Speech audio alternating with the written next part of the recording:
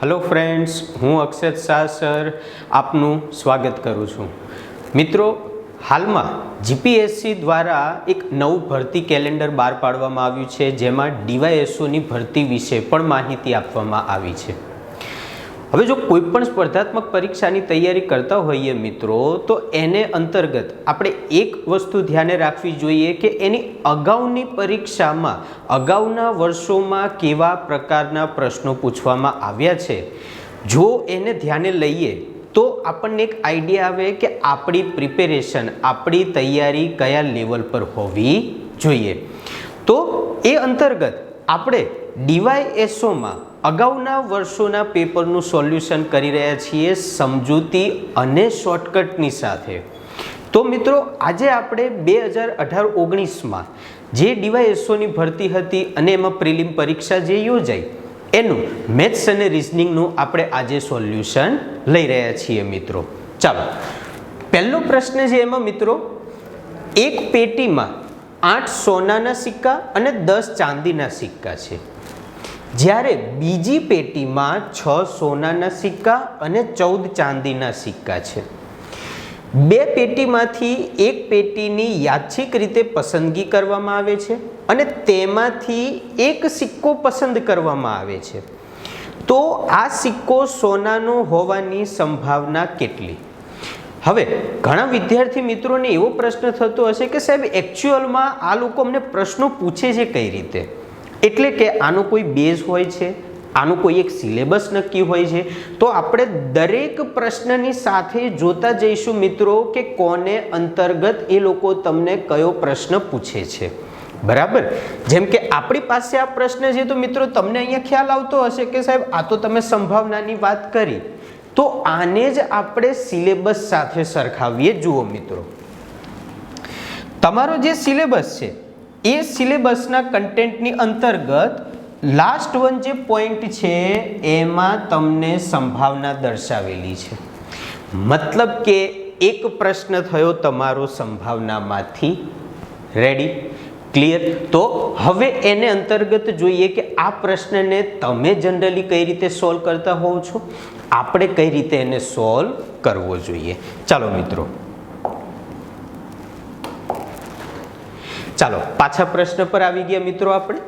હવે સંભાવનામાં આ પ્રશ્નની ગણતરી આપણે આપીશું કઈ રીતે? તો એપ્લિકેશનમાં તમને કન્સેપ્ટ પણ સમજાવેલો છે અને કઈ રીતે ગણતરી આપવી જોઈએ એ પણ તમને શીખવેલું છે। ત્યાં આગળ તમને મિત્રો મેં બે વસ્તુ શીખવેલી છે, એક સાનુકૂળ બનાવ અને એક કુલ બનાવ। તો આપણે ત્યાં આગળ સંભાવનાનું એક સૂત્ર હતું મિત્રો, આપણે ત્યાં આગળ સંભાવનાનું એક સૂત્ર હતું કે P of A equals to M/N, જ્યાં M એટલે કહી શકાય મિત્રો સાનુકૂળ બનાવ અને N એટલે કહી શકીએ કુલ બનાવ, જેની ચર્ચા આપણે એપ્લિકેશનમાં સંભાવનાના વિડીયોમાં કરેલી છે। એ અંતર્ગત હવે આપણે ગણતરી આપીએ મિત્રો।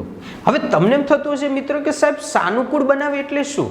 તો સાનુકૂળ બનાવ એટલે જેની સંભાવના શોધવાની છે।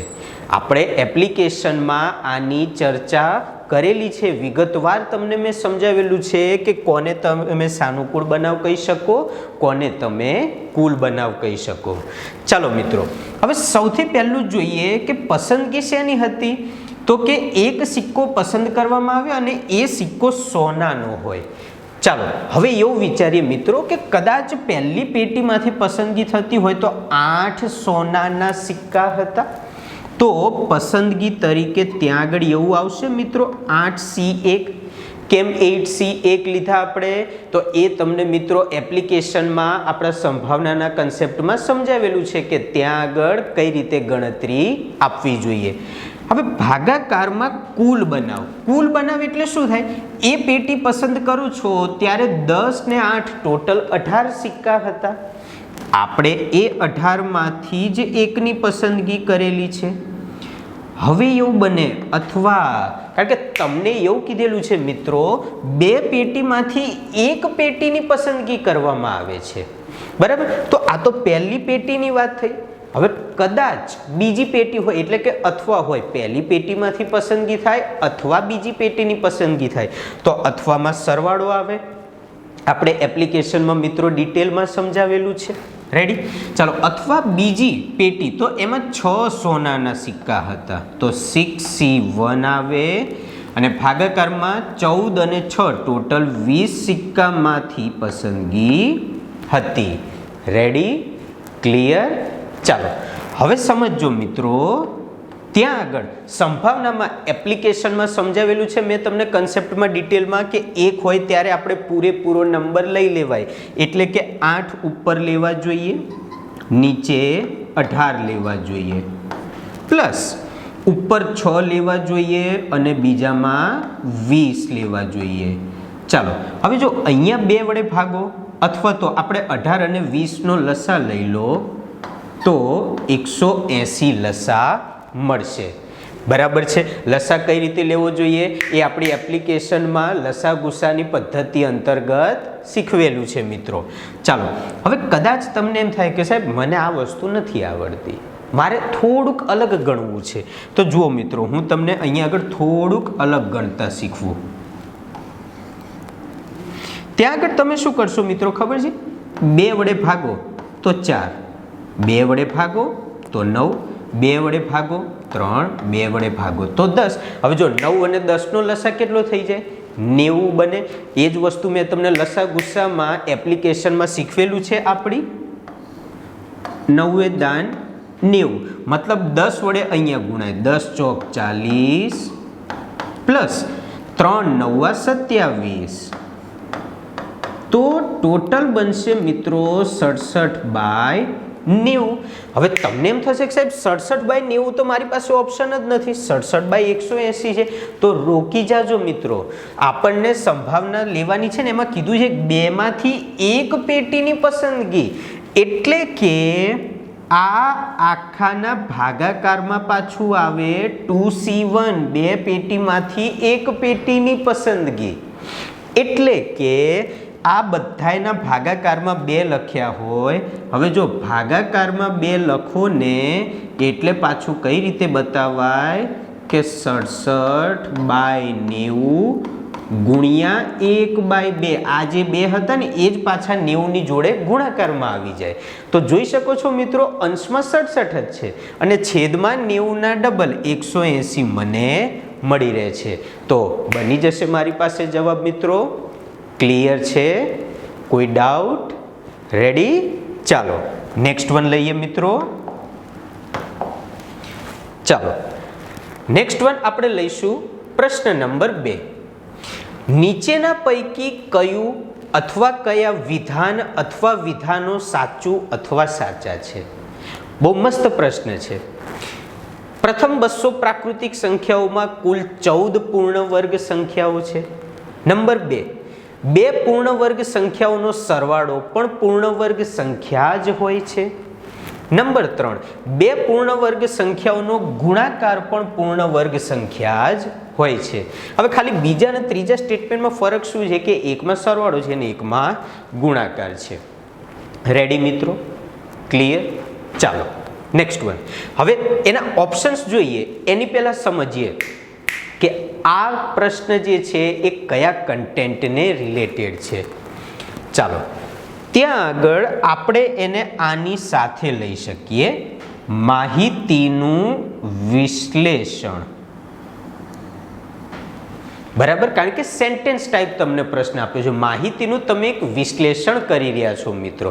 એટલે જોઈ શકો છો કે એક જ પોઈન્ટમાંથી એક સંભાવના નીકળ્યું, પછી એક નીકળ્યું તમારી પાસે માહિતીનું વિશ્લેષણ. હવે તમે એને કદાચ માહિતીની પર્યાપ્તતાની રીતે જોશો તો પણ ચાલશે તમારી પાસે. રેડી છે?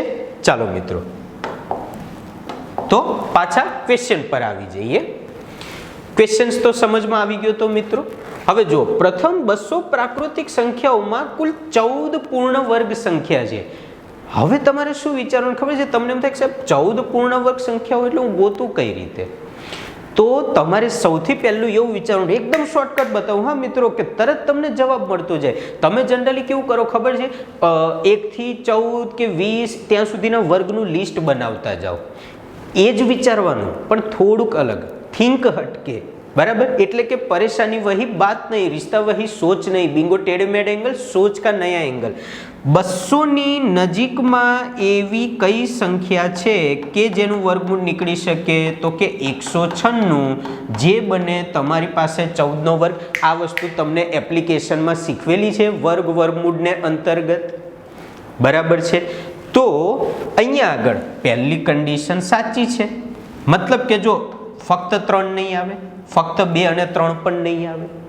રેડી. નંબર 1 તો આવતું જ હોવું જોઈએ. ક્લિયર? ઓકે. હવે તમારે મિત્રો આમાં કેવું શીખવાનું છે ખબર છે? એલિમિનેશન મેથડ શીખવાની. જો અહીંયા 1 અને 3, અહીંયા 1 અને 3, મતલબ સાચા છે જ તે. 1 અને 3 સાચા જ છે, ખાલી બીજું નંબર ચેક કરાય. જો બીજું સાચું હોય ને તો 3 જતા રહેશે, નહીતર પછી આપણો ઓપ્શન સી બની જાય. ચાલો જોજો. બે પૂર્ણ વર્ગ સંખ્યાનો સરવાળો પણ પૂર્ણ વર્ગ સંખ્યા જ હોય. હવે જો પૂર્ણ વર્ગ સંખ્યા એટલે શું? તો કે જેનું વર્ગમૂળ નીકળી શકે. તો અહીંયા આગળ મિત્રો તમે એવું વિચારી શકો કે વર્ગમૂળ નીકળી શકે એવી એક સંખ્યા 4, બીજી સંખ્યા 9, કારણ કે 4 નું વર્ગમૂળ નીકળે 2, 9 નું વર્ગમૂળ નીકળે 3. હવે જો 2 નો સરવાળો કરો, પૂર્ણ વર્ગ સંખ્યા મળી. પૂર્ણ વર્ગ એટલે કેવી? જેનું વર્ગમૂળ નીકળે. 13 તો કોઈનો વર્ગ છે જ નહીં, તો વાર્તા શું બની જશે? બીજું ખોટું જ છે. તો જવાબ બની ગયો આપણી પાસે માત્ર ને માત્ર ફક્ત 1 અને 3. રેડી? ક્લિયર? ચાલો નેક્સ્ટ વન મિત્રો, છે ને ઈઝી, બરાબર. આવા જ પ્રશ્નો ઈઝી લેવલ પર જ પૂછવામાં આવે છે, બટ આપણે થોડુંક અલગ રીતે વિચારતા હોઈએ છીએ ને મિત્રો, એટલા માટે લેવલ કોમ્પ્લિકેટેડ બનતું હોય છે. આપણને જે સિલેબસના કન્ટેન્ટ આપેલા હોય છે એ પ્રમાણે મહેનત નથી કરતા, એટલે કોમ્પ્લિકેશન બને છે મિત્રો. ચાલો નેક્સ્ટ વન લઈએ આપણે. 3 થી 5 પ્રશ્નો નીચેના સ્તંભાલેખમાં આપેલ વર્ષોમાં લઘુ, મધ્યમ અને મોટા ઉદ્યોગમાં થયેલ નફાની ટકાવારી આપવામાં આવેલ છે. સમજો મિત્રો, આલેખમાં શું આપવામાં આવેલું છે? નફાની ટકાવારી. આ ફિટ કરી દેજો હવે તમારા મગજમાં. તેનો ઉપયોગ કરી આપેલ પ્રશ્નો માટે યોગ્ય વિકલ્પ પસંદ કરો. ચાલો તો આલેખ જોઈ લઈએ મિત્રો. સૌથી પહેલા ચલો આવો કંઈક આપણી પાસે આલેખ આપેલો છે, જેમાં 2012, 2013, 2014 ને 2015 વર્ષ આપેલા છે. હવે એમાં એકદમ ડાર્ક, એનાથી થોડુંક લાઇટ અને સાવ લાઇટ, જેના માટે કીધું છે ડાર્ક છે લઘુ ઉદ્યોગ, વચ્ચેનું છે એ મધ્યમ ઉદ્યોગ અને સૌથી છેલ્લે જે છે મોટા ઉદ્યોગ તરીકે આપેલું છે. બરાબર. હવે આને સમજીએ એ પહેલા, બરાબર, શેનો પ્રશ્ન આ પૂછવામાં આવ્યો છે એના ઉપર આપણે પ્રાયોરિટી આપી દઈએ મિત્રો. જો હવે ત્યાં આગળ જો આપણે જોવા જઈએ તો એવું કહી શકાય કે માહિતીનું અર્થઘટન, બરાબર, એટલે કે ગ્રાફ પરથી ક્વેશ્ચન આન્સર. હવે બીજી વસ્તુ મિત્રો, આપણે જે લાસ્ટ ક્વેશ્ચન જોયો ને, તમે એમાં એવું કહી શકો કે મારો જે પ્રશ્ન હતો ને એ વર્ગમૂળને લગતો પણ હતો, અને બીજી ચર્ચા કરી કે સાહેબ તમે એવું કીધું હતું કે માહિતીની પર્યાપ્તતા હતી. કેમ મેં એવું કીધું તમને? કારણ કે ત્યાં આગળ તમારે કન્ડિશન સાથે ને મેચ કરવાનું હતું. રેડી છે? તો અત્યારે આપણે જે ચર્ચા કરી રહ્યા છીએ મિત્રો એ છે માહિતીનું અર્થઘટન. ચાલો, એટલે 3 પ્રશ્નો માહિતીને અર્થઘટનને રિલેટેડ પૂછવામાં આવેલા છે. ચાલો, બરાબર. હવે આનો આ જ ગ્રાફ જે છે એ ઓલ્ટરનેટલી આપણે રિપીટ કરતા રહીશું, બરાબર, કારણ કે દરેક જગ્યાએ 3 પ્રશ્નોમાં આપણને જરૂરિયાત પડશે. વર્ષ 2015માં કયા ઉદ્યોગ ક્ષેત્રમાં વર્ષ 2012ની સરખામણીમાં નફાની ટકાવારીમાં સૌથી વધુ ફેરફાર થયો? પ્રશ્ન સમજો મિત્રો, અહીંયા આગળ આપણે રોટેશન કરતા રહેવું પડશે એટલા માટે.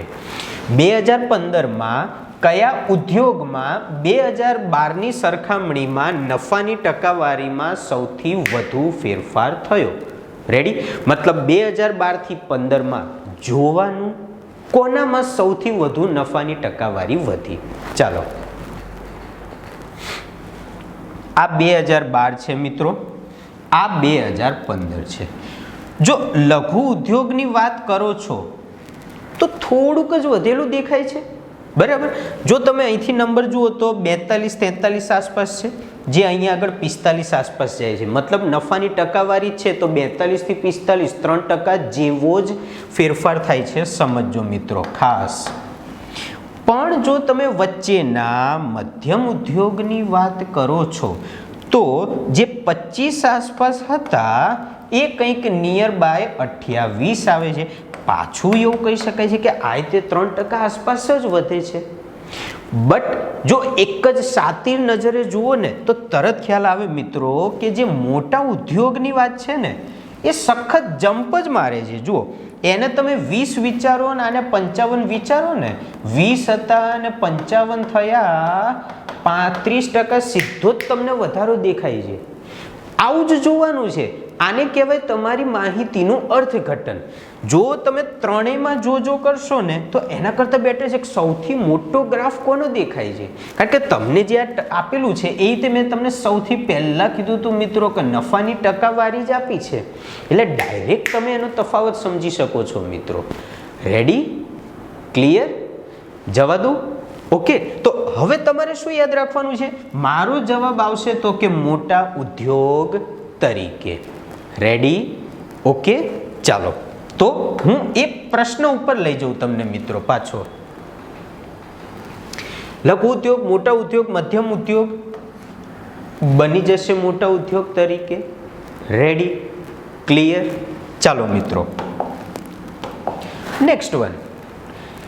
જો વર્ષ 2013માં લઘુ ઉદ્યોગનું ટર્નઓવર 240 લાખ રૂપિયા હોય તો તે વર્ષમાં તેનો કુલ નફો આશરે કેટલો થશે? બરાબર. ચાલો ફરીથી પોઝિશન સમજો. લઘુ ઉદ્યોગનું ટર્નઓવર 240 લાખ, તો એ જ વર્ષમાં તેનો કુલ નફો આશરે કેટલો થશે? હવે જો અહીંથી આપણે ઓપ્શન જોઈને જ પાછળ જઈએ આપણે મિત્રો.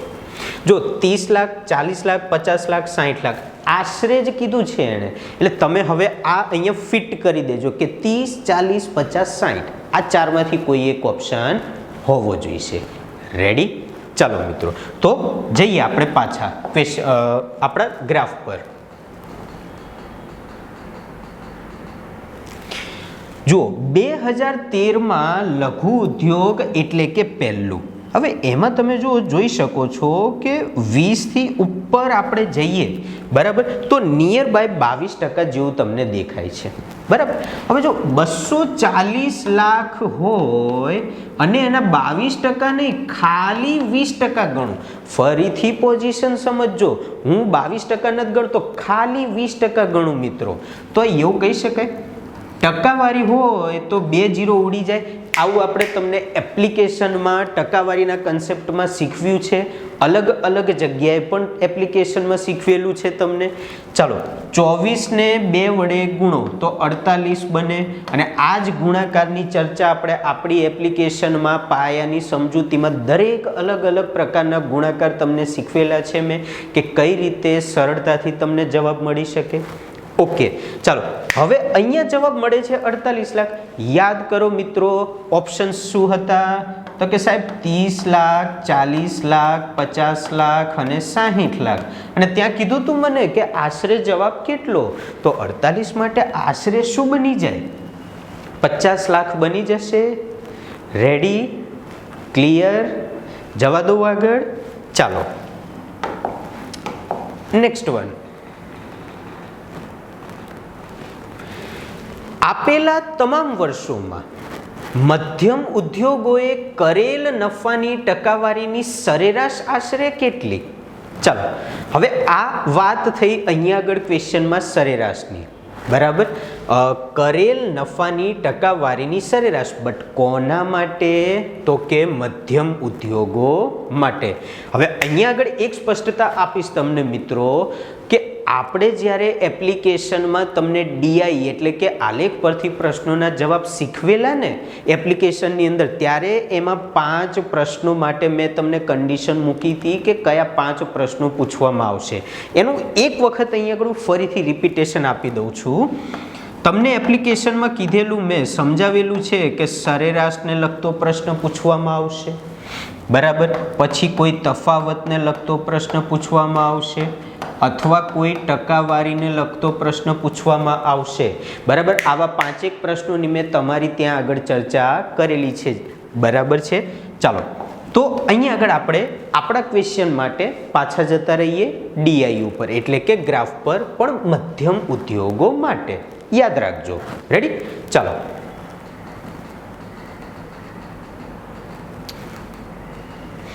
મધ્યમ ઉદ્યોગો એટલે વચ્ચેની લાઈન લેવાની છે. જુઓ, ચાલો, અહીંયા આગળ 20 અને 30 ની વચ્ચે, એટલે અંદાજિત આપણને 25 દેખાય છે.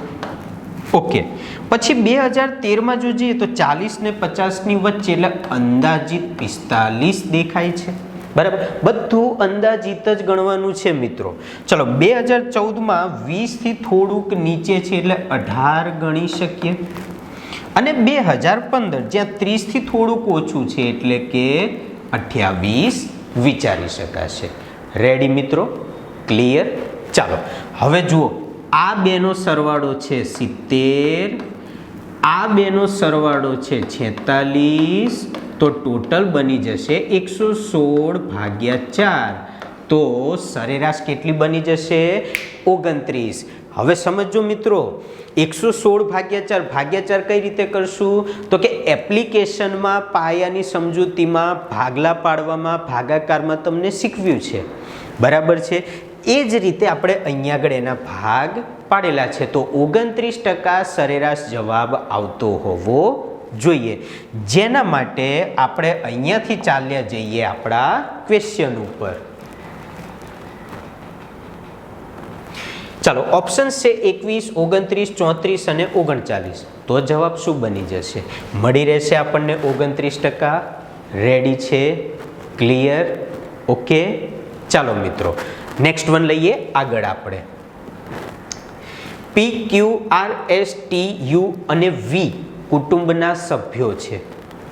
તે પૈકી 4 પુખ્ત વયના અને 3 બાળકો છે. યુ અને વી નાની બાળકીઓ છે. પી અને એસ ભાઈઓ છે અને પી ડોક્ટર છે. સમજો મિત્રો, પી અને એસ બંને ભાઈઓ, પણ એમાં પી પોતે ડોક્ટર છે. ટી એન્જિનિયર અને તેણે 2 પૈકી એક ભાઈ સાથે લગ્ન કર્યા છે અને તેમને 2 સંતાનો છે. ક્યુ એ એસ સાથે લગ્ન કર્યા છે અને વી તેમનું સંતાન છે. હવે તમને તો એમ થતું હશે કે આ સાલું પરિવાર છે કે ગુજરાત મેલ, પણ સમજવું જરૂરી છે. એટલું પણ કોમ્પ્લિકેટેડ નથી જેટલું આપણે એક તબક્કે એને વિચારી લેતા હોઈએ છીએ. ચાલો, હવે એવું કહે છે મિત્રો કે ઉપરોક્ત માહિતી ધ્યાને લેતા નીચે પૈકી કયો વિકલ્પ નિશ્ચિતપણે સાચો છે? ચાલો, તો આ વસ્તુ સમજીએ, એના ઓપ્શન્સ. એની પહેલા એ પણ સમજી લઈએ કે આ પ્રશ્ન શેને રિલેટેડ છે. ચાલો, તો આ પ્રશ્ન જે છે ને એ એકચ્યુઅલમાં તમને ખ્યાલ આવી ગયો હશે કે ભાઈ લોહીને સંબંધિત પ્રશ્નો છે, મતલબ કે એ રિઝનિંગમાં એટલે કે તાર્કિક અભિયોગ્યતામાં આવશે. હવે તમને એમ થશે કે સાહેબ જો અહીંયા સુધીની આપણે ચર્ચા કરીએ તો લોહીને સંબંધિત પ્રશ્નો તો એણે તો ક્યાંય આપ્યા જ નથી, પણ અહીંયા આગળ એવું વિચારી શકાય આ પોઈન્ટ પૂરતું કે એણે તાર્કિક અને વિશ્લેષણાત્મક ક્ષમતાની અંડરમાં એને કવર અપ કરેલો છે. બાકી લોહીને સંબંધિત પ્રશ્નો એણે અહીંયા અલગથી દર્શાવેલા નથી, બરાબર છે. ચાલો મિત્રો, પાછા આપણે પ્રશ્ન પર આવી જઈએ. ચલો, પી, ક્યુ, આર, એસ, ટી, યુ અને વી કુટુંબના સભ્યો હતા. 4 પુખ્ત વયના અને 3 બાળકો હતા. ચાલો, એ આખું વાંચી લીધું હતું, જેમાં ઓપ્શન્સમાં એવું હતું કે પી જે છે એ વીનો ભાઈ છે, આર જે છે યુનો પિતા છે, પી જે છે એ આરના પિતા છે અને ટી જે છે એ યુનો ભાઈ છે. તો આમાંથી સાચું શું છે તમારે એ બનાવવાનું છે. ચાલો મિત્રો, હવે સૌથી પહેલા અહીંયાથી જો જોઈએ તો પી અને એસ ભાઈઓ છે. પી અને એસ બંને ભાઈઓ. હવે સમજો મિત્રો, હું અહીંયા આગળ ભાઈઓ માટે પ્લસની નિશાની બતાવીશ. આપણે રિઝનિંગમાં એપ્લિકેશનની અંદર જ્યારે આ કન્ટેન્ટ લીધેલો છે ત્યારે મેં સ્પષ્ટતા કરેલી છે કે ભાઈઓ માટે આપણે પ્લસની નિશાની બતાવીશું, જ્યારે બહેનો માટે આપણે માઇનસની નિશાની બતાવીશું. ચાલો, ટી એન્જિનિયર અને તેણે 2 પૈકી એક ભાઈ સાથે લગ્ન કર્યા છે અને તેમને 2 સંતાન છે. ચાલો, અને ક્યુ જે છે એ ક્યુ જે છે એણે એસ સાથે લગ્ન કર્યા છે. ચલો, ક્યુ જે છે એ એસ સાથે પરણે તો પીની સાથે લગ્ન કોણે કરેલા હશે? ટીએ જ લગ્ન કરેલા હશે. જ્યારે ટીને 2 સંતાનો છે. હવે ટીના જે સંતાન હશે મિત્રો એ જ 2 સંતાન પીના પણ હશે.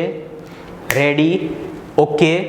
હવે સમજો, આપણી પાસે જે સંતાનો હતા 3 બાળકો, બરાબર, એમાં યુ અને વી એ નાની બાળકીઓ હતી, બરાબર. એમાં 4 પુખ્ત વયના હતા.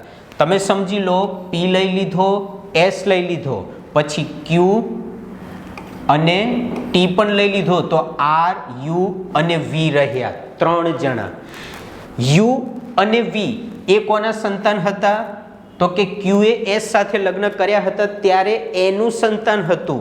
મતલબ કે એસના સંતાન તરીકે તમે વીને લઈ શકો. તો બાકીના 2 સંતાન હતા આર અને યુ, એ કોના સંતાન હશે? આના હશે, પીના. બરાબર છે? ફરીથી સમજો, યુ અને વી બંને નાની બાળકી. ટીની સાથે જેણે લગ્ન કર્યા એમને 2 સંતાન, તો આર અને યુ, પણ કઈ રીતે લીધા? કારણ કે વી એ જે હતું એસનું સંતાન હતું, તો આર અને યુ જે બાકી રહ્યા એ પીના સંતાન બને. અને એમાં તમે જોઈ શકો છો કે પી એ વીનો ભાઈ છે, તો વીનો ભાઈ નથી, એ તો એના કાકા તરીકે બને છે, જે આપણે એપ્લિકેશનમાં સંબંધોની દ્રષ્ટિએ ડિટેલમાં ચર્ચા કરેલી છે. આર જે છે યુનો પિતા છે, પણ પિતા નથી. બંને તો ભાઈ બહેન હોઈ શકે, કારણ કાં તો ભાઈ ભાઈ હોઈ શકે. તો એ ઓપ્શન પણ તમારા માટે ખોટો બને છે. હા, હવે તમે વિચારી શકો છો કે પી જે છે એ આરના પિતા છે. આરના પિતા તરીકે પી એક પેઢી ઉપર ચડ્યા એટલે પિતા બને, જે તમે સિમ્પલ લોજિક પ્રમાણે જાણો છો. તો એ પ્રમાણે આપણો આન્સર બનશે પી આરના પિતા છે. રેડી છે મિત્રો? ક્લિયર છે? ચાલો નેક્સ્ટ વન લઈએ, એના પછીનો ક્વેશ્ચન. જો એલ એટલે ભાગાકાર, એમ એટલે ગુણાકાર, પી એટલે સરવાળો અને ક્યુ એટલે બાદબાકી, તો નીચે આપેલ વિકલ્પો પૈકી કયો વિકલ્પ સાચો છે? ચાલો, હવે આ વિકલ્પો આપેલા છે મિત્રો. સમજો, આવા પ્રશ્નોની અંદર તમારે ફરજિયાત વિકલ્પો ચેક કરવા જ પડશે. આમાં કોઈ ડાયરેક્ટ એપ્રોચ નથી કે તમે ગણી શકો, બરાબર. હવે આમાં એ જોઈએ મિત્રો કે આ કયા કન્સેપ્ટને અંતર્ગત પ્રશ્ન પૂછવામાં આવેલો છે. તો મિત્રો અહીંયા આગળ તમે એક રીતે જોવા જાઓ તો કે સાહેબ તમે એલ, એમ, આ બધી જે આલ્ફાબેટ સિરીઝની વાત કરો છો, તો એ તો અમારી પાસે આપણે રિઝનિંગની વાત થઈ શકે, પણ અહીંયા આગળ તો એવા કોઈ કન્ટેન્ટની ચર્ચા જ નથી. પણ એવું કહી શકીએ છીએ મિત્રો કે અહીંયા આગળ સરવાળો, ભાગાકાર, ગુણાકાર, બાદબાકી બધાની વાત કરીને તો તમે એને 6થા કન્સેપ્ટ અંતર્ગત લઈ શકો. કેમ? કારણ કે ક્યારેય સિલેબસમાં વર્ગ, વર્ગમૂળ કે ઘનમૂળ ડાયરેક્ટ પ્રશ્નો નથી પૂછાતા. એમાં ભાગુ સબાનો નિયમ ફરજિયાત એપ્લાય કરવો પડે એવો પ્રશ્ન પૂછાય છે. તો મિત્રો એને આપણે અહીંયા આગળ આના અંતર્ગત કવર અપ કરીશું. ચાલો પાછા જતા રહીએ પ્રશ્ન પર. હવે જેમ કીધું એમ મિત્રો કે અહીંયા આગળ કોઈ એક પર્ટિક્યુલર વે નથી, એટલા માટે હું તમને અહીંયા ડાયરેક્ટ કહી રહ્યો છું કે આન્સર આ બનશે ડી. કઈ રીતે આપણે મૂકતા જઈએ? જુઓ, પી બરાબર સરવાળો મૂકીએ, પાછા 9. એલ બરાબર ભાગાકાર મૂકીએ, પાછા 9. ક્યુ બરાબર માઇનસ મૂકીએ, પાછા 9. અને છેલ્લે એમ બરાબર મૂકીએ ગુણાકાર, પાછા 9.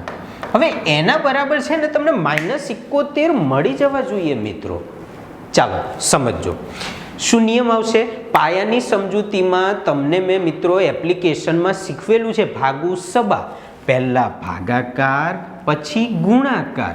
ચાલો તો 9 ભાગ્યા 9 1 બને, 9 એ 9 એ 81 બને, બરાબર. હવે શું શીખવ્યું હતું? ભાગાકાર, ગુણાકાર. પાયાની સમજૂતી પછી સાદુરૂપ આપણે જ્યારે લીધું એપ્લિકેશનમાં મિત્રો, ત્યારે કીધેલું કે સરવાળો તો કે 10 માઇનસ 81.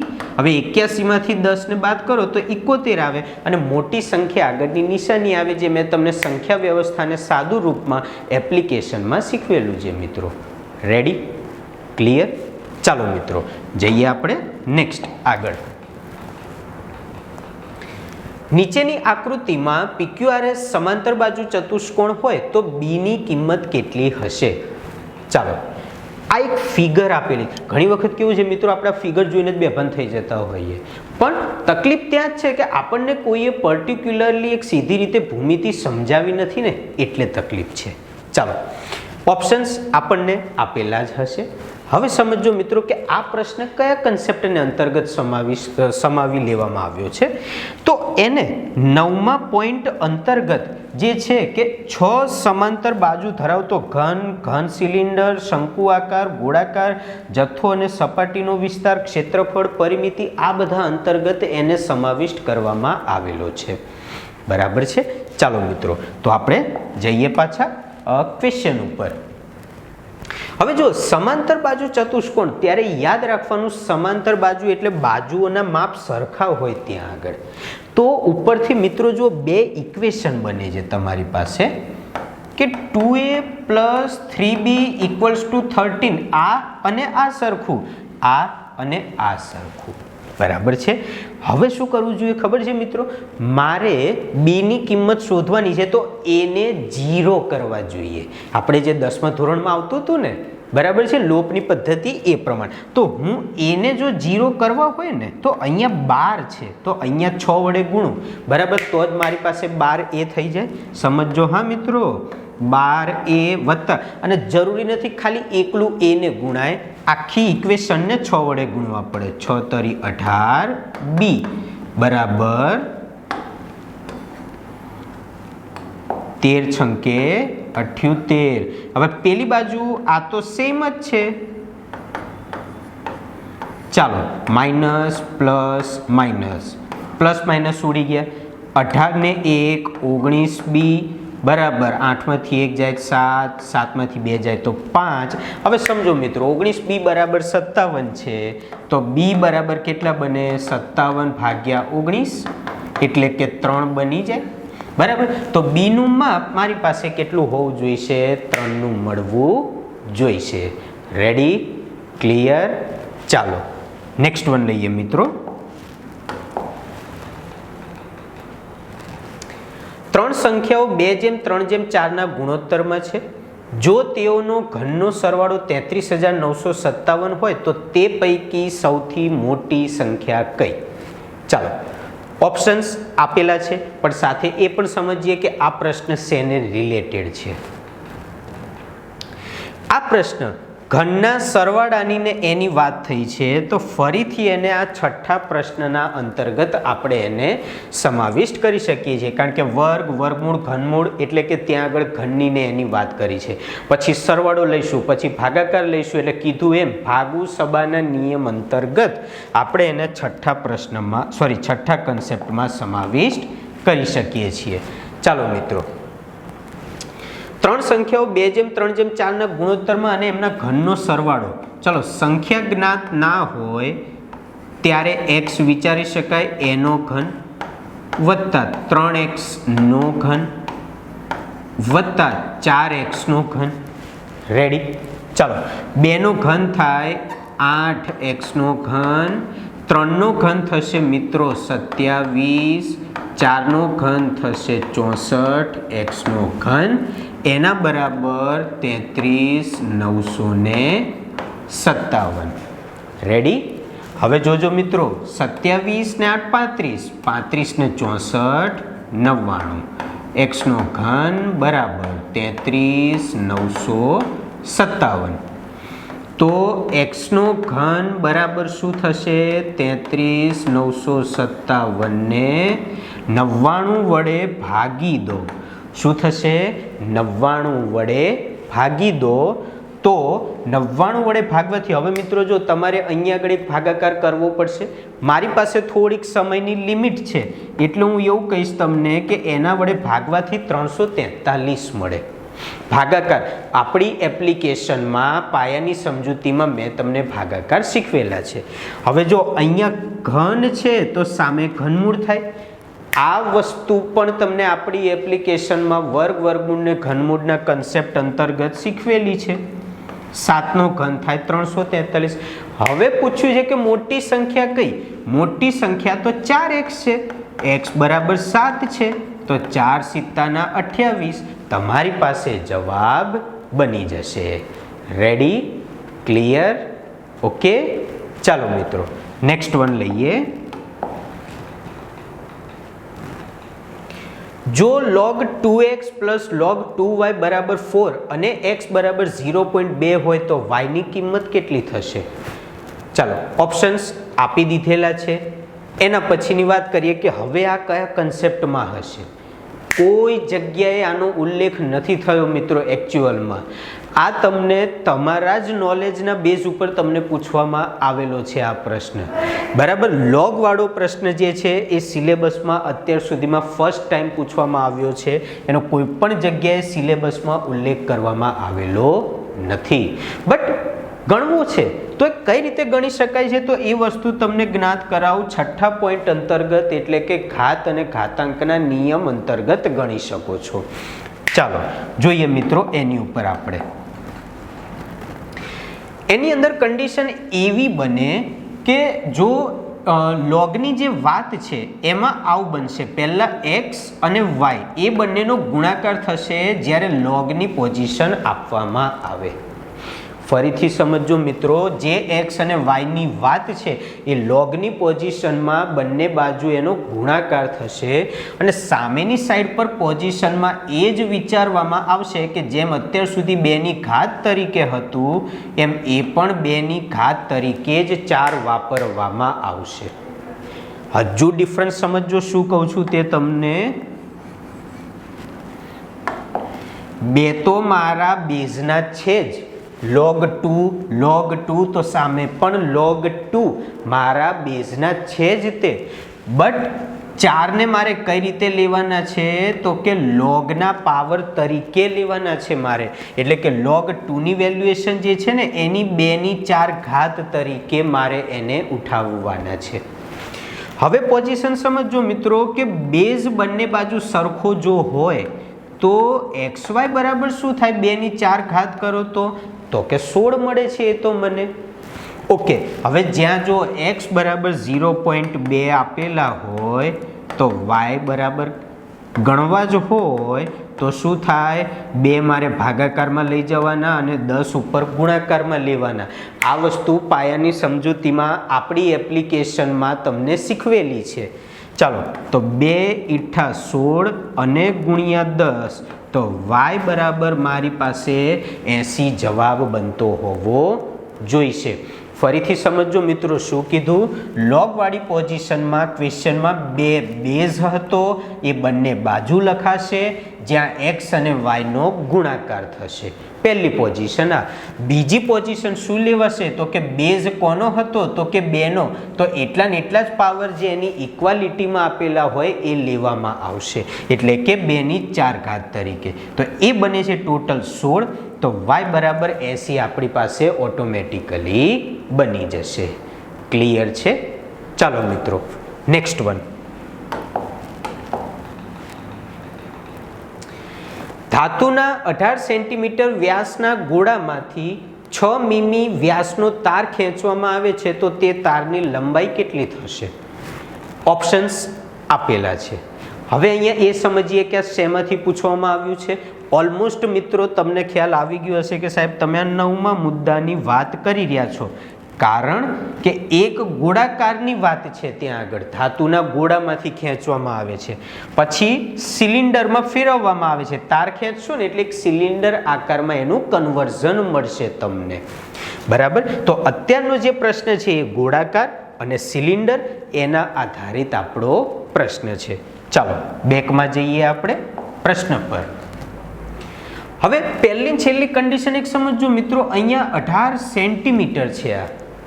જ્યારે અહીંયા 6 મીમી આપેલા છે, જો તમે મીમીને સેન્ટીમીટરમાં કન્વર્ટ કરો ને તો 0.1 વડે ગુણવા પડે.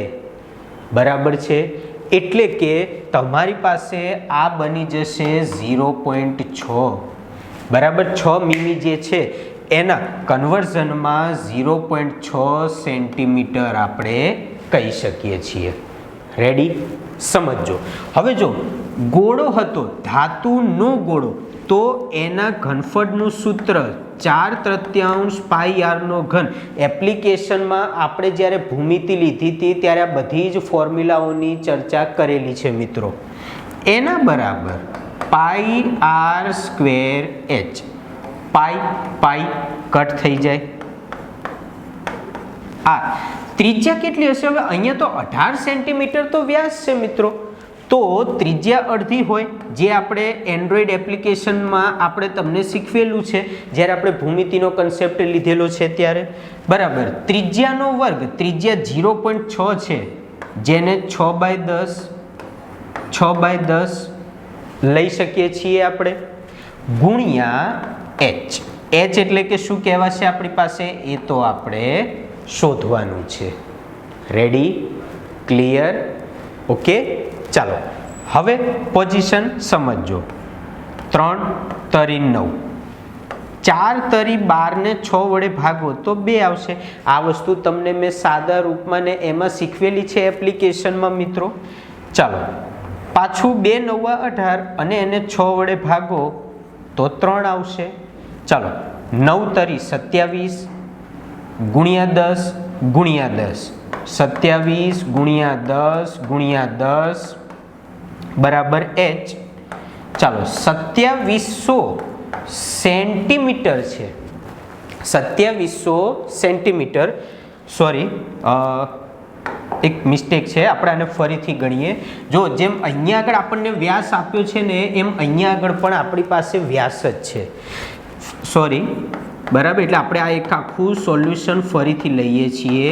ધાતુના ગોળાનું ઘનફળ 4/3 પાઈ આર ક્યુબ છે અને સામે જે તાર ખેંચીએ છીએ એનાથી નળાકાર બને છે પાઈ આર સ્ક્વેર એચ. અને જેમ હમણાં ચર્ચા કરી એ રીતે mm ટુ સેન્ટીમીટર કન્વર્ટ કરો એટલે 0.1 વડે એને ગુણી દેવાનું. બરાબર છે? ચાલો તો એ પ્રમાણે જો પાઈ સામસામે ઉડી જશે. જ્યાં ધાતુના ગોળાની વાત છે ત્યાં 18 સેન્ટીમીટર વ્યાસ છે, મતલબ કે ત્રિજ્યા હશે 9ની. 9 ને 9. બટ જ્યાં સામેની સાઈડે જોઈએ છીએ તો ત્યાં તો 6 mm નો વ્યાસ છે, જે 3 માં કન્વર્ટ થશે, પણ એ 0.3 થયા હોય તો 3/10 ગુણ્યા 3/10 હશે મિત્રો, અને ગુણ્યા એચ. ચાલો હવે સમજો મિત્રો. 4/3 ગુણ્યા 9 ગુણ્યા 9 ગુણ્યા 9. હવે આ 10 ભાગાકારમાં છે એને સામે લઈ જઈએ તો ગુણાકારમાં આવશે. પાયાની સમજૂતીમાં મિત્રો મેં તમને એપ્લિકેશનમાં શીખવેલું છે. અને બાકીના નંબર 3 ભાગાકારમાં રહેશે. જે ગુણાકારમાં હોય તેને સામે આપણે ભાગાકારમાં લઈ જવા જોઈએ. ચાલો 3 તરી 9, 3 તરી 9. ચાલો 4 તરી 12, 12 × 9 = 108, 108 અને 100 વડે ગુણો તો 10/800 સેન્ટીમીટર. બટ પ્રશ્નના ઓપ્શન સમજો, એણે મીટરમાં આપ્યું છે, તો સેન્ટીમીટરમાંથી મીટરમાં કન્વર્ટ કરો તો હજુ પાછા 100 વડે ભાગવા પડે, તો 108 મારી પાસે જવાબ ત્યાં આગળ બની જવો જોઈશે મિત્રો. રેડી? ક્લિયર? ઓકે. ચાલો નેક્સ્ટ વન. એક યાત્રાળુ કુલ 1200 કિલોમીટરની પદયાત્રા 8 કલાકમાં પૂર્ણ કરે છે. દિવસ દરમિયાન તે કુલ 9 કલાક આરામ કરે છે. જો તેણે પરત યાત્રા 10 દિવસમાં બમણી ઝડપે પૂરી કરી હોય તો પરત યાત્રામાં દિવસ દરમિયાન તેણે કેટલા કલાક આરામ કર્યો હશે? ચાલો ઓપ્શન્સ આપેલા છે. ઉલટું હવે એ જોઈએ કે આ કયા કન્સેપ્ટને લગતો પ્રશ્ન છે. તમે જોયું કે કોઈ એક સમયમાં કામ પૂર્ણ કરે છે, આટલા દિવસ જાય છે, કેટલા દિવસ થાય છે, સમય અને કાર્ય ગણી શકીએ. બરાબર છે? 1200 કિલોમીટરનું અંતર કાપે છે તો એને સમયને અંતર તરીકે ગણી શકો. બરાબર છે? મતલબ કે આ પ્રશ્ન 8મા પોઈન્ટને લગતો છે. રેડી? ચાલો તો પાછા જઈએ આપણે પ્રશ્ન પર અને ગણતરી આપીએ. મારી દ્રષ્ટિએ આમાં મિત્રો કોઈ જ ગણતરી ના પાય, ટોટલી લોજિકલ વિચારો. જો તમે કોઈ પણ પદયાત્રા કરો છો, છેવટે 9 કલાક આરામ કરો છો, બરાબર છે? ઓકે. હવે તમે પરત યાત્રા 10 દિવસમાં બમણી ઝડપે પૂરી કરો, એટલે કે જો અહીંયા જે ઝડપ હોય એના કરતાં ઝડપ જો બમણી થતી હોય, ઝડપ બમણી થતી હોય તો સમય અડધો જ થઈ જાય, તો તમારો જે આરામનો સમય હશે એ ડબલ થઈ જાય તમારો. મતલબ તમે જે 9 કલાક આરામ કરતો હોય એની જગ્યાએ આરામ કેટલા કલાકનો થઈ જાય? 18 કલાકનો થઈ જાય. સિમ્પલ. ફરીથી સમજો, તમે બમણી ઝડપે જાઓ છો, બમણી ઝડપે પાછા આવો છો, મતલબ કે સમય બચ્યો. કેટલો સમય બચ્યો હોય? ડબલ સમય બચ્યો હોય તમારો. તો જે 9 કલાક આરામ કરતા હતા એની જગ્યાએ હવે 18 કલાક આરામ થશે. રેડી? ક્લિયર? ચાલો મિત્રો, નેક્સ્ટ વન. જો ત્રિકોણ એબીસીમાં CE વેધ હોય તો નીચેના પૈકી કયું વિધાન અથવા કયા વિધાનો નિશ્ચિતપણે સત્ય છે? જો એ બાજુ AB નું મધ્યબિંદુ હોય તો ત્રિકોણ ABC સમબાજુ ત્રિકોણ છે. અને પછી જે ત્રિકોણ ABCના અંતરવર્તુળનું કેન્દ્ર વેધ CE નું મધ્યબિંદુ છે. પહેલા એ સમજીએ કે આ પ્રશ્ન કયા કન્સેપ્ટને લગતો છે. તો આપણે એને આ 9મા પ્રશ્નને અંતર્ગત ક્લિયર કરી શકીએ. સરળ ભૌમિતિક આકૃતિઓના ક્ષેત્રફળ ને પરિમિતિ. બટ એના પછી પ્રશ્નો આપણને જે આપેલા છે એમાં ઓપ્શન્સ જે છે વિધાનવાળા છે, તો એને માહિતીની પર્યાપ્તતા કહી શકીશું આપણે, કે આ વસ્તુ આમ છે કે કેમ, આ વસ્તુ આમ છે કે કેમ, તો એને આપણે પર્યાપ્તતામાં ક્લિયર કરી શકીશું. બરાબર છે મિત્રો? ચાલો પ્રશ્ન પર આવીએ. જુઓ, ત્રિકોણ ABCમાં આ ત્રિકોણ ABC છે જેમાં એ બાજુ AB નું મધ્ય બિંદુ છે, તો ત્રિકોણ ABC સમબાજુ ત્રિકોણ છે, નક્કી તો થાય જ નહીં એવું. બીજું, ત્રિકોણ ABC ના અંતરવર્તુળનું કેન્દ્ર વેધ CE નું મધ્ય બિંદુ છે, પણ એ હોઈ પણ શકે અને ના પણ હોઈ શકે. એટલે આમાંથી એક પણ આપણી પાસે સાચા છે નહીં, કારણ કે તમે કોઈ પણ રીતે નથી કહી શકતા કે આ તમારો સમબાજુ ત્રિકોણ છે કે નથી. રેડી? ક્લિયર? ચાલો મિત્રો, નેક્સ્ટ વન. 12 ને 48 કલાકે ઘડિયાળનો કલાક કાંટો તેના મિનિટ કાંટા કરતાં કેટલા ડિગ્રી પાછળ હશે? હવે ઓપ્શન્સ આપેલા છે, પ્રશ્નને સમજી લઈએ કે કયા કન્સેપ્ટને અંતર્ગત છે. આમ તો તમને ખ્યાલ આવી જ ગયો હશે કે સાહેબ આ તો ક્લિયરલી ખ્યાલ આવે છે કે ઘડિયાળને લગતો પ્રશ્ન છે. રેડી? ચાલો મિત્રો, તો પાછા આવી જઈએ પ્રશ્ન પર. હવે જુઓ, અહીંયા આગળ તમારે આ એક ફોર્મ્યુલા યાદ રાખવાની, 11/2 ગુણ્યા મિનિટ માઇનસ 30 ગુણ્યા કલાક. ચાલો, મિનિટ કેટલી છે? તો કે 48 મિનિટ માઇનસ 30 ગુણ્યા અવર. કલાક કેટલા છે? હવે જો 12 કલાક એટલે એકચ્યુઅલમાં આપણે એને 0 તરીકે ટ્રીટ કરતા હોઈએ છીએ, એટલે એ અહીંયા આગળ 0 લઈ લેવાના. તો આ તો 0 જ થઈ જાય, કોઈ પણ સંખ્યાને 0 વડે ગુણો તો જવાબ 0 જ મળશે. ઓકે, ચલો અહીંયા બને 24. 24 ને 11 વડે ગુણો 264 મળે. 11 વડે ગુણવાની ટેકનિક મિત્રો મેં તમને પાયાની સમજૂતીમાં આપણી એપ્લિકેશનમાં શીખવેલી છે, તો એ રીતે તમે એમાં ફટાફટ સોલ્યુશન લાવી શકશો. રેડી? ક્લિયર? ચાલો મિત્રો, નેક્સ્ટ વન. વિવાન એક કામ 15 દિવસમાં પૂરું કરે છે. કામ શરૂ કર્યા બાદ 5 દિવસ પછી તે કામ છોડી દે છે. બાકીનું કામ રોહન 12 દિવસમાં પૂરું કરે છે, તો રોહન આખું કામ કેટલા દિવસમાં પૂરું કરશે? મિત્રો ઓપ્શન્સ તો આપેલા જ હશે, બટ એ સમજી લઈએ કે શેને લગતો પ્રશ્ન છે. તો સમય અને કાર્યને લગતો આપણી પાસે આ પ્રશ્ન છે, કારણ કે કોઈ વ્યક્તિઓ કામ કરી રહ્યા છે. ચાલો મિત્રો, go back to the question. હવે જો વિવાન એક કામ 15 દિવસમાં પૂરું કરતો હોય પણ એ એકચ્યુઅલમાં 5 દિવસ પછી કામ છોડીને જતો રહે છે, તો 5/15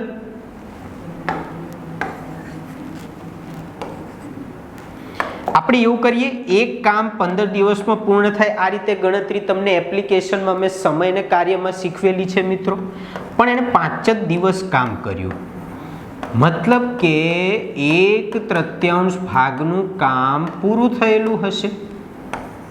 તો બાકી કામ કેટલું કહેવાય? ટોટલ એક કામ હોય એમાંથી 1/3 પૂરું થયું હોય તો 2/3 ભાગનું કામ બાકી હશે. આ કામ કોણે પૂરું કરવાનું છે? તો કે રોહન, પણ એ 12 દિવસમાં કરે છે. તો આખું કામ કરવા માટે કેટલો સમય લાગે? મતલબ કે 2/3 એ 12 દિવસ, તો એક કેટલા? તો એવું બની જાય 12 × 3 ભાગ્યા 2, 2 છંકે 12, 6 તરીના 18 દિવસમાં કામ રોહન પૂરું કરી શકતો હશે. રેડી? ક્લિયર? ચાલો મિત્રો, નેક્સ્ટ વન. એક બેંકમાં ચક્રવૃદ્ધિ વ્યાજ દર 6 માસે ગણવામાં આવે છે. એક ગ્રાહક તે બેંકમાં 1 જાન્યુઆરીના રોજ 6400 રૂપિયા અને તે 1 જુલાઈના રોજ તેટલી જ રકમ થાપણ તરીકે મૂકે છે. જો વ્યાજનો દર 5% હોય તો વર્ષના અંતે તેને કુલ કેટલું વ્યાજ મળશે? ચાલો ઓપ્શન્સને આપણે અત્યારે સાઈડમાં મૂકીએ, એ જોઈએ કે પ્રશ્ન શેને અંતર્ગત છે. પણ ટાઇટલથી જ મિત્રો તમને ખ્યાલ આવી ગયો હશે કે ચક્રવૃદ્ધિ વ્યાજને લગતો પ્રશ્ન છે. રેડી? ચાલો મિત્રો, ગો બેક. દર 6 માસે વ્યાજ ગણવામાં આવે, 5% વ્યાજ છે. સમજો મિત્રો, હવે ચક્રવૃદ્ધિ વ્યાજનો કન્સેપ્ટ જે રીતે તમને એપ્લિકેશનમાં કરાવ્યો હતો ને, આપણે એ રીતે જ ગણશું કે 6400 પર 5%, બરાબર? 6400 ના 5% તમે ગણશો એટલે 320 રૂપિયા મળે. બટ એ તો વાર્ષિક વ્યાજ હશે, આપણે તો 6 મહિને વ્યાજ મળે છે. તો 6 મહિનાનું વ્યાજ કેટલું હશે? 160 રૂપિયા હશે. હવે પાછું બીજા 6 મહિનાનું વ્યાજ કેટલું હશે? પાછું બીજા 6 મહિનાનું વ્યાજ કેટલું હશે? તો કે એ જ વ્યાજ પર તમને વ્યાજ મળતું હોવું જોઈશે. ચાલો, 10% એ વ્યાજ 16 રૂપિયા બને, 5% એ 8 રૂપિયા બને, પણ એ આખા વર્ષનું છે. તો અડધા વર્ષનું વ્યાજ કેટલું થાય? તમારી પાસે 4 રૂપિયા વ્યાજ બનતું હશે. હવે આ કેવી વાત થઈ મિત્રો? એક જ રકમની વાત થઈ, પણ તમે તો 1 જુલાઈએ પાછી બીજી રકમ મૂકો જ છો. તો એ વખતે બીજું તમારી પાસે વ્યાજ કેટલું આવ્યું હશે? તો કે 6400 રૂપિયા ઉપર પાછું 10% ગણો તો 640, 5% પ્રમાણે 320 રૂપિયા આખા વર્ષનું, પ્લસ તમારે તો અડધા જ વર્ષનું જોઈએ છીએ એટલે બીજું 160 રૂપિયા, એટલે 160 320 વત્તા 4, 324 રૂપિયા વ્યાજ બને છે. ફરીથી સમજો શું છે મિત્રો? 1 જાન્યુઆરીના રોજ 6400 રૂપિયા ઉપર તમને વ્યાજ પહેલા આપણે આખા વર્ષનું ગણીશું, બરાબર છે? તો કે 5% વ્યાજનો દર છે, તો 10% પ્રમાણે તમને મળે 640 રૂપિયા. પણ જો 5% પ્રમાણે ગણશો મિત્રો તો કેટલું વ્યાજ મળશે? 320 રૂપિયા. પણ આ જે 320 રૂપિયા જે છે એ તો કેટલા મહિનાનું હશે? એ આખા 1 વર્ષનું હશે. ચાલો સમજો મિત્રો, એટલે કે આ થઈ ગયું January to December. Ready? Okay. હવે સમજો, ઇન બિટવીન શું કર્યું છે? જુલાઈના રોજ, મતલબ કે બીજા 6 મહિનાનું વ્યાજ ગણવું પડશે તમારે. 6400 રૂપિયા પાછા મૂક્યા, 10% એ 640, અડધા થાય 320, બરાબર? એટલે 5% લેખે આખા વર્ષનું વ્યાજ થયું. એ તો પણ આપણે 6 જ મહિનાનું જોઈએ તો બીજા 160 રૂપિયા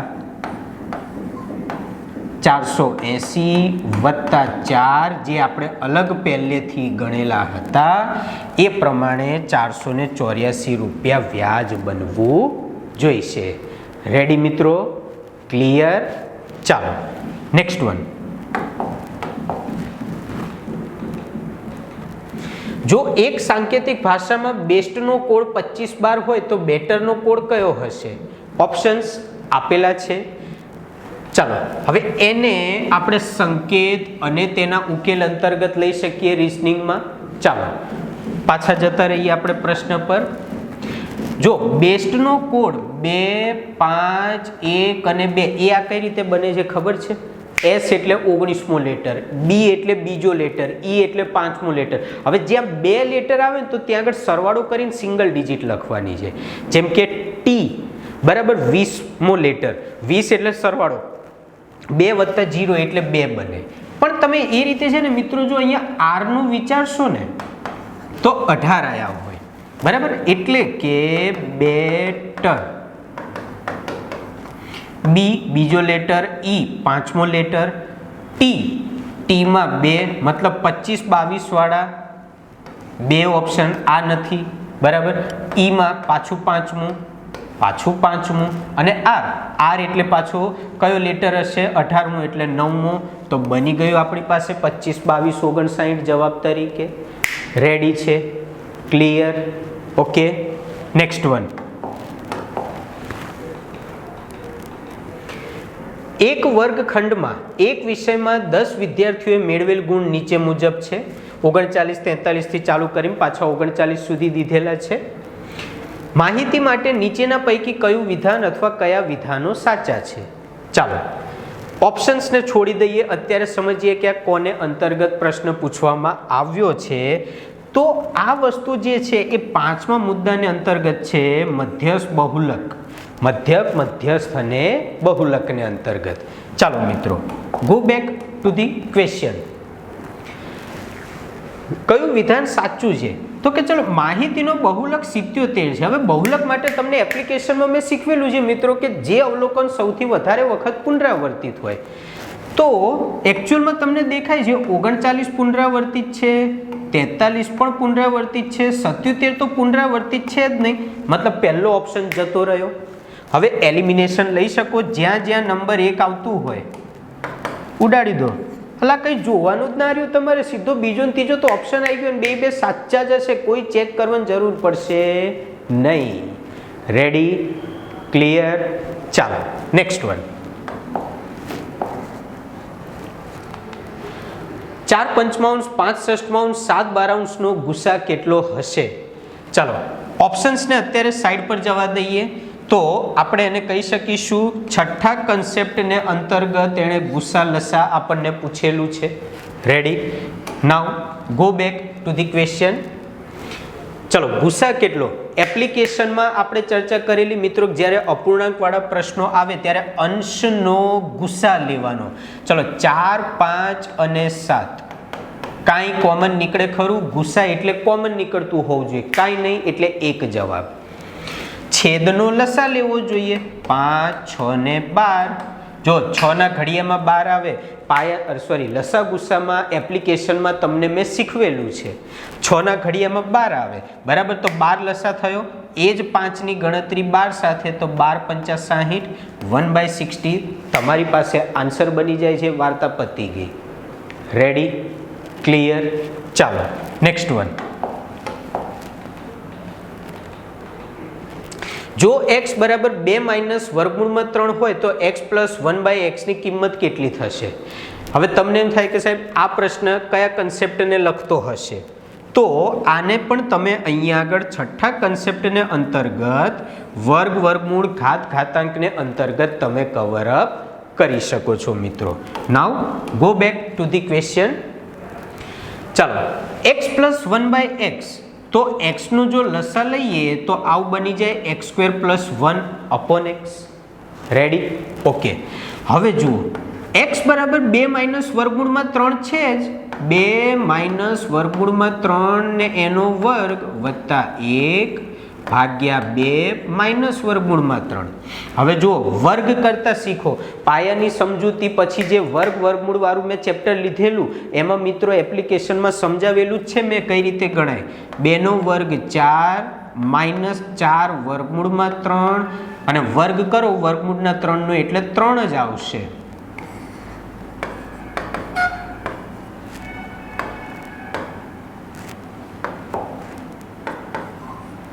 ચાલો 4 ને 3 7 ને 1 8 8 - 4 વર્ગમૂળમાં 3 ભાગ્યા 2 માઇનસ વર્ગમૂળમાં 3.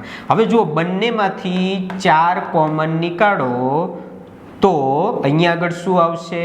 2 માઇનસ વર્ગમૂળમાં 3 અને નીચે પાછું ફરીથી 2 માઇનસ વર્ગમૂળમાં 3.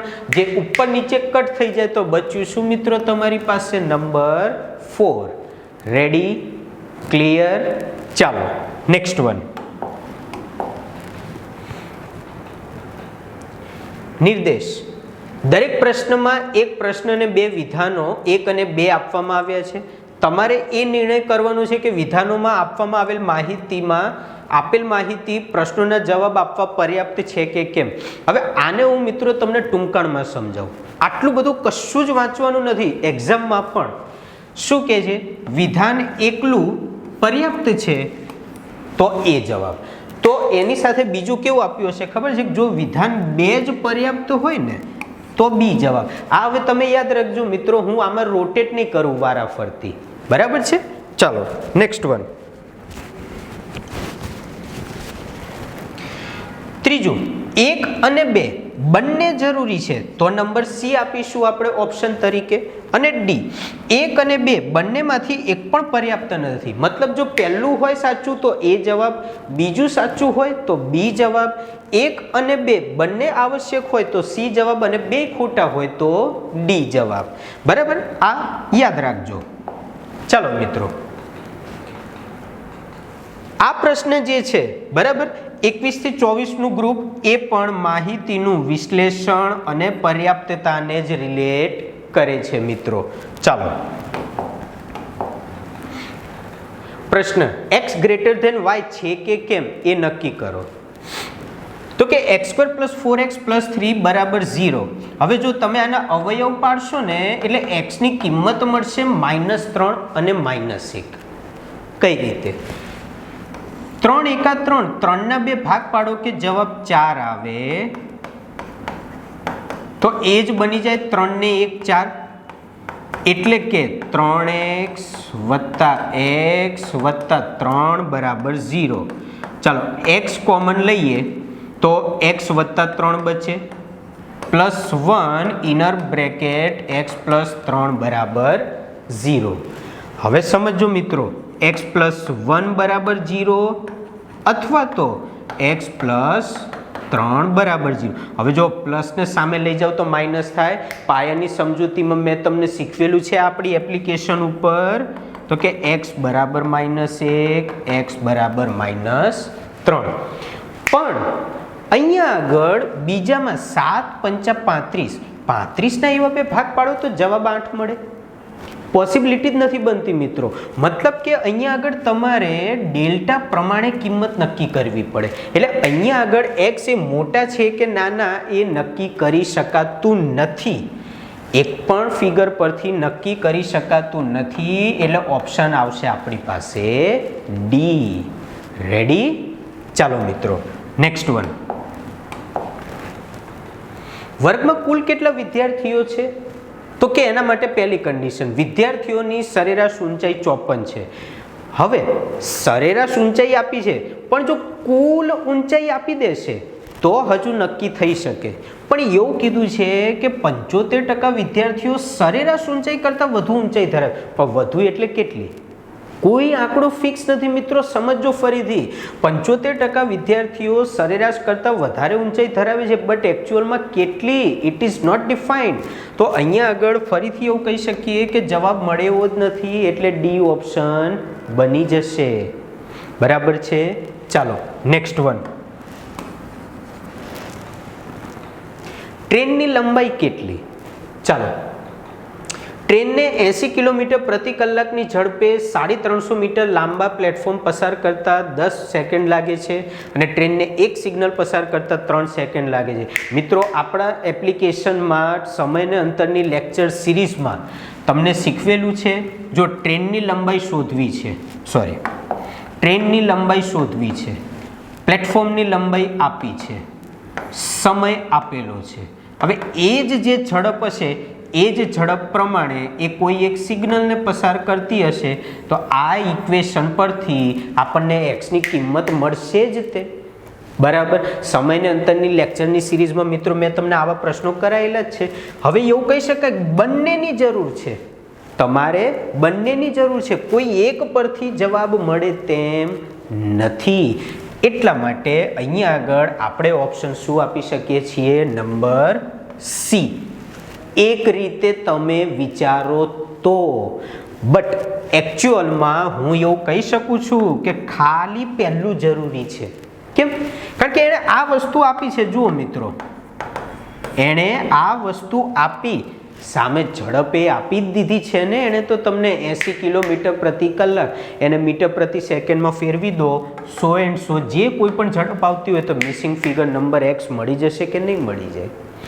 તો મારી દ્રષ્ટિએ અહીંયા આગળ ફૂલ એન્ડ ફાઇનલ આન્સર આવવો જોઈશે ઓપ્શન એ, નહીં કે સી. રેડી? ક્લિયર? ચાલો મિત્રો, નેક્સ્ટ વન. ત્રિકોણનું ક્ષેત્રફળ કેટલું છે? ત્રિકોણની બે બાજુઓના માપ અનુક્રમે 24 અને 25 છે. અને ચલો હવે ત્રિકોણની બે બાજુઓના માપ 24 અને 25 એટલે પણ આ ત્રિકોણ હશે કેવો? સમબાજુ હશે, સમદ્વિ બાજુ હશે, કે વિષમ બાજુ હશે, કે કાટકોણ હશે? પણ એણે બીજી કન્ડિશનમાં કહી દીધું મિત્રો કે કાટકોણ ત્રિકોણ છે, કે એક બાજુ 24 ને આ બાજુ જો 25 હોય ને તો આ બાજુ 7 હશે. મતલબ કે એ કાટકોણ ત્રિકોણ બને જ છે. બાકી ખાલી આના પરથી ડિફાઇન નથી થતું કે મારે ત્રિકોણનું ક્ષેત્રફળ મળે. ઓકે, તો હવે હું એવું કહી શકીશ એકચ્યુઅલમાં કે બંનેની જરૂરિયાત છે. આની તો જરૂર છે પણ આની જરૂર છે, ત્યારે આ મળે છે. એટલા માટે મારો ઓપ્શન સી બનવો જોઈશે. રેડી? ક્લિયર? ચાલો મિત્રો, નેક્સ્ટ એન્ડ લાસ્ટ ક્વેશ્ચન. એક વિદ્યાર્થી એક સંખ્યાને 5/3 થી ગુણવાને બદલે 3/5 થી ગુણે છે, તો આ ગણતરીમાં ત્રુટિની ટકાવારી કેટલી થશે? ત્રુટિ એટલે શું મિત્રો? ખામી. બરાબર. ચાલો, ઓપ્શન્સ આપેલા છે.